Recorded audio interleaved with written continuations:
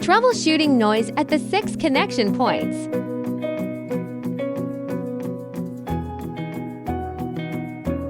Troubleshooting noise at connection point 2. Step 1. Remove the rubber caps. Step 2. Loosen the nuts by 2 to 3 millimeters. Step 3. Test for noise and repeat as needed. Step 4. Replace the rubber caps to finish.